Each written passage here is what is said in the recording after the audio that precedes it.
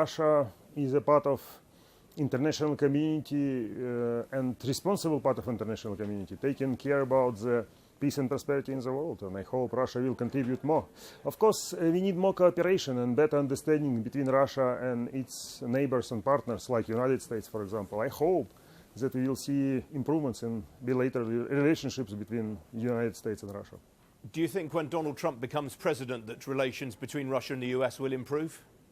It's difficult to say, of course, but we hope. I think it gives us a chance to find more constructive dialogue, because I think that it will give us a chance to go back to fundamentals. I think that fundamentally we have much more in common, much more joint interests between the United States and Russia than controversies.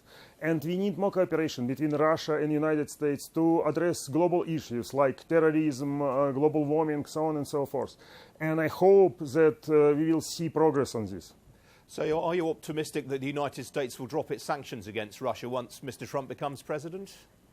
It's difficult to judge, and it's a political topic beyond of my expertise, but I hope that we will see better relationships and, as a result, unwinding of sanctions.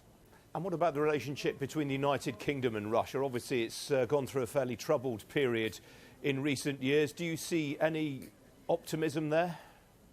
Difficult to say, but I'm sure that, like in the case with the United States, we have much more common interests with UK to address global issues, to address bilateral issues. And I hope that we will see more constructive dialogues than we've got recently. And with all changes in political landscape, economic landscape, we will see more and more cooperation. But I hope that we see more consciousness in the world about the problems, and I hope that politicians will demonstrate more understanding of necessity to cooperate to address these issues.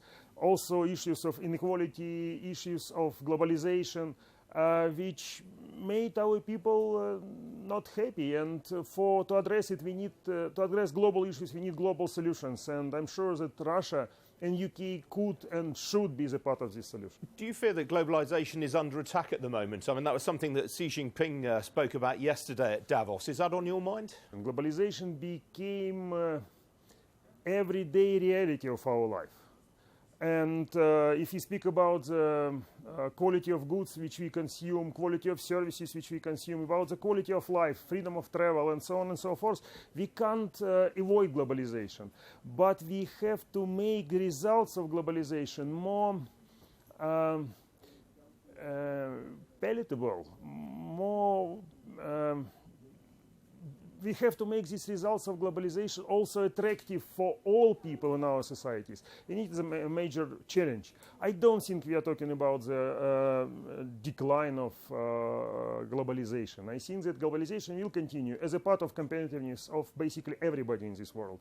But we have to make it more effective. And if we speak about globalization and the current economical situation, I do believe that we should not artificially suspend globalization or competition, but we should find the way to help those who didn't benefit enough from it and help them to find the way in new society and new economy, but not to undermine the economic perspective of the whole world through diminishing of globalization and competition.